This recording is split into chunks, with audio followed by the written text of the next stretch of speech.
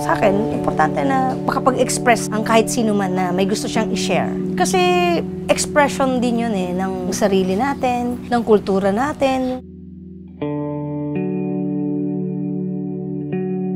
Mahilig talaga ako manood ng sine. Fan ako ni Nora Honor, ni Sharon Cuneta. So, the first time na nagpelikula ako, nung nakita ko siya, sobrang saya ko talaga.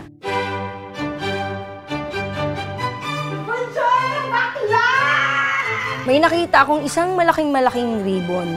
Parang nakikita ko lang yung ribbon, naglalakad lang sa kalye, tas may flashy na shoes. So naghanap ako, nakapagkwentuhan ako. Shinare ko lang sa kanila ng anak ng nanganak. Hanggang sa nabuo namin tong kwento na to.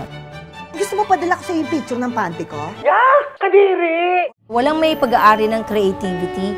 Lahat tayo meron doon. Dapat open ka sa lahat ng sasabihin ng kung sino man. Hindi lang ng kung sino man na sa tingin mo mas matalino sa'yo. We understand or we may not understand. Willing tayong makinig. So yun yung start ng pag-create pagkatapos nun.